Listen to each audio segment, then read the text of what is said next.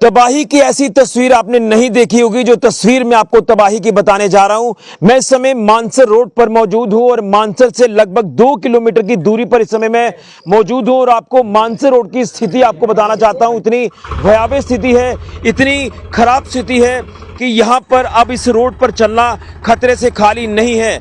आपको बताते चले कि मानसर रोड का अगर जमोड़ा बिंदु पैड़ा स्ट्रेच की बात करें तो ये पूरी तरह से धाराशायी हो चुका है, क्षतिग्रस्त हो चुका है और हम इस तस्वीर को दिखाने के लिए जो यहां तक पहुंचे हैं तो काफी मुश्किल से हम भी यहां तक पहुंचे हैं और रिस्क लेकर यहां पर पहुंचे हैं। जिस तरह से आपको बता दें कि इस रोड पर ऑलरेडी हैवी व्हीकुलर मूवमेंट पर प्रशासन ने रोक लगाई है। कोई भी बड़ी गाड़ी जो एसेंशियल सप्लाई वाले ट्रक्स हैं जो कश्मीर घाटी जाते हैं वो इस रोड पर नहीं चलते हैं और जब से हालात खराब हुए हैं, जब से मौसम खराब है और लगभग 1 महीने से हम देख रहे हैं कि हैवी व्हीकुलर मूवमेंट पूरी तरह से बंद है, पैसेंजर गाड़ियां बंद हैं, मानसर तक कोई गाड़ी बड़ी छोटी नहीं जाती। लेकिन हाँ, कुछ दिनों तक 5 से 6 दिन पहले तक छोटी गाड़ी यहां से निकल रही थी, बाइक स्कूटी भी निकल रही थी। लेकिन देर रात को प्रशासन ने जो ऑर्डर जारी किया, जिला प्रशासन सांबा ने, कि मानसर रोड का जमोड़ा बिंदु पैड़ा जो स्ट्रेच है, इस स्ट्रेच पर कोई भी छोटी बड़ी गाड़ी अब नहीं चलेगी। हर गाड़ी की मूवमेंट पर यहां पर जो वो प्रशासन ने रोक लगा दी है। क्यों लगाई है रोक वो भी आपको बताता हूं। ये जो आप तस्वीर इस रोड की देख रहे हैं, इस रोड को देखकर आप ये कहेंगे कि शायद कोई जलजला आया है, कोई भूचाल आया है, लेकिन जो प्राकृतिक आपदा आई है उसने पहाड़ी इलाकों से लेकर मैदानी इलाकों तक अपना इतना कहर बरपाया है कि ये मानसर रोड का जो जमोड़ा और बिंदु पैड़ा स्ट्रेच है वो भी पूरी तरह से धाराशायी हो चुका है, क्षतिग्रस्त हो चुका है। तस्वीर साथ साथ दिखाते चले मेरे सहयोगी, आपको ये तस्वीर दिखाएंगे किस तरह से रोड के ऊपर इतने बड़े बड़े क्रैक्स आ चुके हैं। शायद ऐसी तस्वीरें आपने तबाही की कभी नहीं देखी होंगी। देखिए हालात आपके सामने हैं, पहाड़ खिसक चुके हैं, सड़कें धंस चुकी हैं और ये हिस्से पूरी तरह से बैठ चुके हैं। पूरी तरह से ये हिस्सा जो वो 2 किलोमीटर का इतना ज्यादा प्रभावित हुआ है कि यहां तबाही की तस्वीर आप साफ तौर पर देख सकते हैं। ये तबाही का मंजर हमने पहले नहीं देखा, लेकिन हालात बद से बदतर हैं और लगातार लोगों को भी काफी ज्यादा परेशानी आ रही है। लोगों का बिजनेस बंद हो चुका है, कामकाज पर लोग जो है वो नहीं जा पा रहे हैं। इसी के साथ स्कूली बच्चे स्कूल कैसे जाएंगे जब अभी स्कूल रिज्यूम होंगे। देखिए सड़क जो वो हिस्सों में बट गई है, अलग अलग हिस्से जो वो सड़कों के हो चुके हैं। देखिए हर उस तरफ आपको क्रैक्स नजर आएंगे और क्रैक्स को छोटे क्रैक्स, छोटी दरारें नहीं है, ये बहुत बड़ी दरारें हैं। देखिए कैसे ये सड़क बैठी है। आप अंदाजा लगाएं कि इस गाड़ी को ऊपर, इस रोड के ऊपर चलना कितना घातक साबित हो सकता है, कितना खतरनाक साबित हो सकता है। जो ये अब जो है वो खतरे से खाली नहीं है यहां से गुजरना, जिसके चलते प्रशासन ने भी अब एहतियातन तौर पर इस रोड स्ट्रेच पर जो है वो पूरी तरह से बैन लगा दिया है हर छोटी बड़ी गाड़ी की मूवमेंट के ऊपर। अब यहां पर जो तमाम लोग यहां मेरे साथ जुड़े हैं ये तमाम मानसर इलाके के हैं। मानसर से स्पेशली प्रशासन को एक मैसेज जो पहुंचाने के लिए हमारे साथ यहां पर बात करेंगे। लेकिन हालात आपके सामने, मैं कुछ तस्वीरें आपको साथ साथ दिखाने की कोशिश कर रहा हूं। स्क्रीन पर जो तस्वीरें आप देख रहे हैं ये तबाही की ऐसी तस्वीरें हैं। हमने मैदानी इलाकों को भी लगातार कवर किया, पहाड़ी इलाकों को कवर किया, लेकिन इस इलाके में जो है अब पैदल चलना भी काफी रिस्क है। हम यहाँ रिस्क लेकर आए हैं, हमें पुलिस वालों ने मना भी किया कि ना जाएं आगे, लेकिन ये तस्वीर आपके तक बताना पहुंचाना जरूरी थी। क्योंकि आप जब गाड़ी लेकर निकलते हैं तो शायद आप घरों से तो निकल जाते हैं, लेकिन आप कई बार प्रिकॉशंस नहीं लेते हैं, प्रोटोकॉल्स को फॉलो नहीं करते हैं। तो ये तस्वीर आपको मैं इसलिए दिखा रहा हूं कि अगर आप निकल गए हैं, वेंचर आउट भी कर रहे हैं, तो आप लोग जो है वो रिस्क ना लें। ये हालात आपके सामने हैं, आएंगे तो फंस जाएंगे और यहां पर कोई हादसा भी हो सकता है क्योंकि लगातार ये जमीन धंस रही है, बैठ रही है, पहाड़ खिसक रहे हैं। इवन यहां से जो पहाड़ियां मैं यहां इस तरफ से दिखाऊंगा तो ये जो पहाड़ों के साथ साथ जो प्रोटेक्शन वॉल है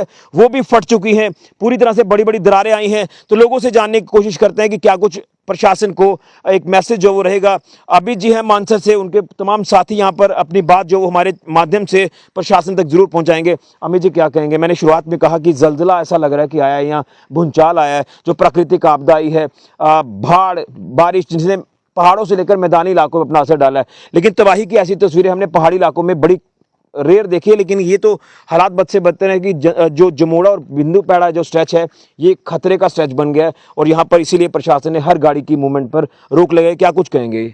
ऋषि जी, सबसे पहले मैं आपका धन्यवाद करूंगा अपने लोगों के माध्यम से कि आपने अपनी लाइफ को भी रिस्क में रखे यहाँ पे आए। हाँ, इस टाइम काफ़ी ज़्यादा दिक्कत है इस रोड पे। हमने भी लाइफ में फर्स्ट टाइम ऐसा हालत देखे हैं इस रोड के। पहले तो कभी इस तरह से ना बारिशें देखी थी और ना ही इस तरह की कंडीशन देखी थी रोड की। अभी हम प्रशासन से यही मांग करते हैं आपके द्वारा कि जल्दी, क्योंकि ये रोड हम लोगों की लाइफ लाइन है। जो मतलब लगा लो, जो पापड़ नड से लेकर जितने भी ऊपर एरिया हैं, ये जमोड़ा हो गया, बिंदोपेड़ा हो गया, मानसर हो गया, बट्टल हो गया, या आगे जितना भी एरिया पड़ता है, ये लाइफ लाइन है। सबसे ज़्यादा ट्रैफिक इसी रूट से चलती थी, ये आपको भी पता है। और मानसर एक टूरिस्ट स्पॉट है और हम लोगों की तो फुल डिपेंड इसी पे है। सो मैं आपके माध्यम से डीसी मैम को, सांबा डीसी को यही कहना चाहूँगा कि इस रोड को अपनी अच्छी सी एक टेक्निकल टीम बनाइए, काफ़ी सीनियर ऑफिसर उसमें रखिए। ये रोड कम से कम छोटी गाड़ियों तक के लिए खोला जा सके, क्योंकि हमारे देखिए राशन हमारा सारा सांबा से आता है और सबसे बड़ी दिक्कत आ रही है राशन की। आपके माध्यम से मैं ये भी कहना चाहूँगा कि राशन कम से कम जमोड़ा तक पहुँचाया जाए। हमारे लोग बाइक्स लेके या कुछ लेके, मानसर के लोग जिनके पास अपनी ज़मीनें नहीं है, सबके पास ज़मीनें नहीं होती, तो उनकी राशन की बड़ी दिक्कत आ रही है, वो अपना राशन वहाँ से ले सके।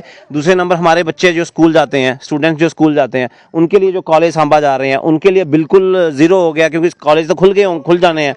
तो उनके लिए भी कुछ ना कुछ एडमिनिस्ट्रेशन कुछ सोचे, प्रोविज़न रखे, जहाँ चेंज ओवर का रखेगी, 1 किलोमीटर बच्चे पैदल जाके इसको गाड़ियाँ चेंज करें। तो आपके माध्यम से यही कहना चाहूंगा कि जल्दी से जल्दी कुछ ना कुछ सोल्यूशन निकाल के कम से कम छोटी गाड़ियों के लिए इसको खोला जा सके। लेकिन कुछ और लोग भी, मैं उनसे भी जानूंगा, लेकिन सवाल इस बात का, आप कह रहे हैं कि पैदल चलना है, लेकिन पैदल चलना भी ये खतरे से खाली नहीं है। हाँ, मैं उससे पहले यही बोल रहा हूँ ना कि 2-4 दिन लगा के अपनी टेक्निकल टीम भेज के इसको थोड़ा बहुत चलने लायक, टेम्परेरी रिस्टोर करना है, टेम्परेरी रिस्टोर करिए, इसको चलने लायक बनाइए। लेकिन हमने भी पहले ऐसी तस्वीरें देखी कि पहाड़ खिसकते हैं, पस्सियां चलती हैं, लेकिन पहाड़ खिसक रहे हैं और सड़कें लगातार धंस रही है, ये एक बहुत बड़ा रिस्क बन चुका है। देखिए ऋषि जी, मैं कोई ऐसी स्टेटमेंट नहीं देना चाहता, लेकिन मैं ये बताता हूँ, इस रोड को अनदेखा किया गया पिछले 15-20 साल से। आप किसी को भी पूछ लीजिए, हमारे जो सांबा से लेकर बट्टल तक रोड है ना, इसको अनदेखा किया गया दोनों एडमिनिस्ट्रेशन के द्वारा। ठीक है, हमारा जो बिंदोपेड़ा तक स्ट्रेच है 7 किलोमीटर का, वो उधमपुर जोन में पड़ता है। बिंदोपेड़ा से लेकर सांबा तक ये सांबा जोन में पड़ता है।